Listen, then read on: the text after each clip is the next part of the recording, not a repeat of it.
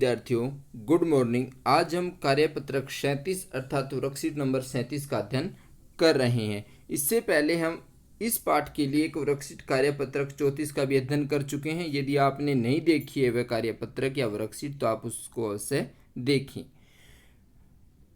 पाठ का नाम है मानवीय करुणा की दिव्य चमक। ये कक्षा 10 के विद्यार्थियों के लिए हैं और इसके लेखक श्री सर्वेश्वर दयाल सक्सेना जी हैं। पिछला जो कार्यपत्रक हमने पढ़ा उसमें हम फादर कामिल बुल्के का संक्षिप्त परिचय प्राप्त कर चुके हैं। जो फादर कामिल बुल्के थे वो बेल्जियम के एक रेम्स चैपल शहर से थे और वे भारत में यहाँ पर ईसाई धर्म का प्रचार प्रसार करने के लिए आए, किंतु यहाँ की संस्कृति से प्रभावित होकर के, यहाँ के लोगों से प्रभावित होकर के उन्होंने भारत को अपनी कर्म भूमि बनाया और हिंदी साहित्य के योगदान में उन्होंने बहुत ही महत्वपूर्ण कार्य किया। एक शब्दकोश लिखा जो आज हमारे लिए काफ़ी महत्वपूर्ण साबित हो रहा है। आइए जानते हैं आगे इस पाठ के बारे में। ये गद्यांश को पढ़ते हैं और फिर पढ़ करके हमें उसके उत्तर देने हैं। फादर को याद करना एक उदास शांत संगीत को सुनने जैसा है। ये सर्वेश्वर दयाल सक्सेना जी कह रहे हैं कि फादर कामिल बुल्के को याद करना है कि उदास शांत संगीत को सुनने जैसा है। उनको देखना करुणा के निर्मल जल में स्नान करना। बताओ कितनी सुंदर उपमाएं दी हैं। उनसे बात करना कर्म के संकल्प से भरना था। मुझे परिमल के वे दिन याद आते हैं। परिमल एक इलाहाबाद में एक साहित्य सम्मेलन है, उसी के बारे में यहाँ पे साहित्यिक समूह है लोगों का, इलाहाबाद का एक, उसको परिमल के नाम से जानते हैं। तो वहाँ पर वो जब लोग मिलते थे, कह रहा वो मुझे दिन याद आते हैं आज जब हम एक पारिवारिक रिश्ते में बंधे जैसे थे, जिसके बड़े फादर बुल्के थे। अर्थात सब लोग उसको वहाँ पर सम्मान की दृष्टि से देखते थे। कहाँ पर? परिमल साहित्यिक समूह के अंदर। हमारे हंसी मजाक में वह निर्लिप्त शामिल रहते थे। अर्थात मतलब कोई किसी से संबंध नहीं रखता, निर्लिप्त, संबंध रहित। हमारी गोष्ठी होता सभा, हिंदी की जो सभाएं होती थी कवियों की, में वह गंभीर बहस करते थे और हमारी जो रचनाएं थी उन पर बेबाक होता निडर होकर के राय देते थे कि आपकी ये बात सही है तो ये गलत है, और सुझाव भी देते थे, सलाह भी देते थे, परामर्श भी देते थे। और हमारे घर के किसी भी उत्सव और संस्कार में वह बड़े भाई और पुरोहित जैसे खड़े हों। ऐसा हमें लगता था कि हमारा कोई घर में उत्सव हो, कोई संस्कार हो तो बड़े भाई की तरह वो एक पुरोहित की तरह हमारे पास खड़े रहते थे और हमें आशीषों से भर देते थे। अर्थात हमें अपने आशीष वचन देते रहते थे। मुझे अपना बच्चा और फादर का उसके मुख में पहली बार अन्न डालना याद आता है। बच्चों, प्रिय विद्यार्थियों, एक अन्नप्राशन संस्कार होता है, हमारे 16 संस्कार आते हैं, उसमें बच्चे के चौथे या छठे महीने में अन्न डाला जाता है। तो करो पहली बार जो अन्न डाला था वो फादर बुल्के ने ही डाला था। नीली आंखों की चमक में तैरता वात्सल्य होता है बच्चों के प्रति प्यार प्रेम। जैसे किसी ऊंचाई पर देवदारू की छाया में खड़े हो। देवदारू अर्थात एक वृक्ष का नाम है। कहाँ से शुरू करें? लेखक कह रहा है सर्वेश्वर दयाल सक्सेना जी, इलाहाबाद की सड़कों पर फादर की साइकिल चलती दिख रही है। कह रहा मुझे उसकी घटनाएं याद आ रही हैं जब इलाहाबाद की सड़कों पर वो साइकिल चलाते दिख रहे थे।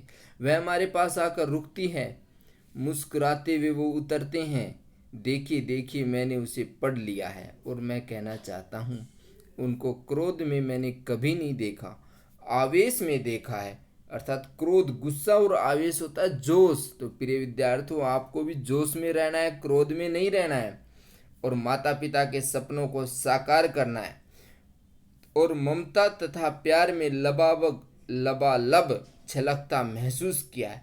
अर्थात उनके दिल के अंदर हमेशा प्यार छलकता हुआ रहता था, ऐसा लेखक महसूस कर रहे हैं।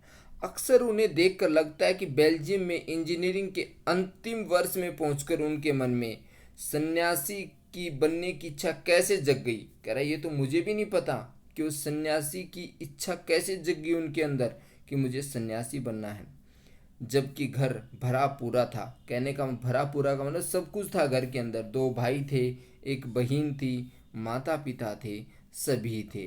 तो इसलिए लेखक ने उनको मानवीय करुणा की दिव्य चमक कहा है। अब इसके अभ्यास के बारे में आपके लिए अलग से कार्यपत्रक तैयार कर दिया गया है। लेखक ने फादर को याद करने, देखने और बात करने को किन किन चीज़ों से जोड़ा है। तो लेखक ने फादर के साथ बिताए प्रिमल के दिन याद आते हैं। प्रिमल एक इलाहाबाद का साहित्यिक समूह है जहाँ पर वो सब लोग मिलते थे, गोष्ठियाँ करते थे, गोष्ठियों में दिखाई देना, ठीक है ना। और इलाहाबाद की सड़कों पे साइकिल चलाते हुए उनसे मिलना, उनके पास आकर के रुकना, ये सारी बातें उन्होंने उनको अपने आप से जोड़ी हैं। तो फादर लेखक के साथ बड़े भाई की तरह बात करते थे। प्रिमल के दिन बिताए याद आते हैं, फादर का गोष्ठियों में दिखाई देना उन्हें याद आता है। तो ये सारी जो चीज़ें थी, ये बातें थी, उन सब को लेखक ने जोड़ा है अपने आप से। प्रश्न नंबर 2, लेखक को अपने घर से जुड़ी फादर कामिल बुल्की की कौन सी बातें याद आती हैं? देखो कौन सी बातें याद आती हैं, अर्थात लेखक जो सर्वेश्वर दयाल सक्सेना जी हैं, उनको फादर कामिल बुल्की का उनके घर पर आना, बड़े भाई जैसा प्यार देना, पुरोहित की तरह उनको आशीर्वाद देना, और सबसे बड़ी बात जो उनको याद आती है वो उनके बच्चे के मुंह में पहली बार आकर के अन्न का दाना डालना, ये याद आती है भाई।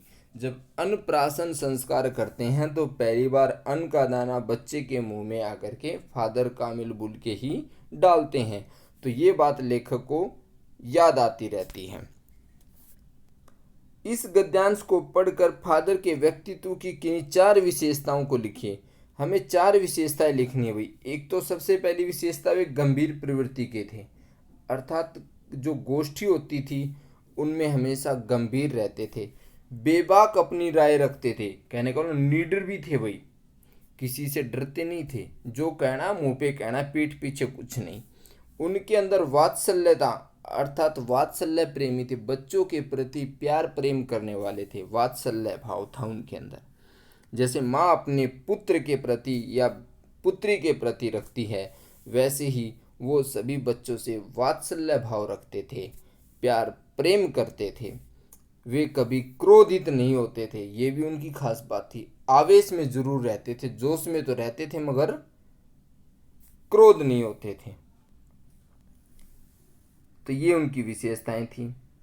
गतिविधि अर्थात एक्टिविटी, आप भी अपने जीवन से जुड़ी किसी ऐसी घटना या किसी ऐसे व्यक्ति का वर्णन कीजिए जो आपको अभी तक याद हो। तो प्रिय विद्यार्थियों, यहाँ पर आपके जीवन से संबंधित घटना लिखनी है आपको, कि जो आपके जीवन में आज तक याद हो। आपके गुरु से संबंधित हो सकती है, आपके माता पिता से संबंधित हो सकती है, आपकी समाज से संबंधित हो सकती है।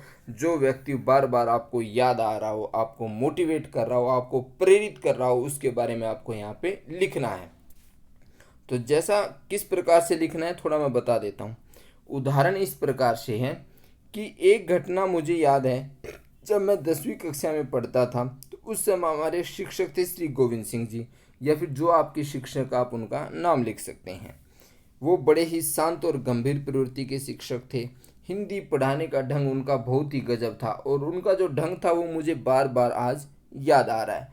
हमारे भी हिंदी के शिक्षक थे, उनका पढ़ाने का ढंग बहुत ही अच्छा था, बड़ा गजब का स्टाइल था उनका।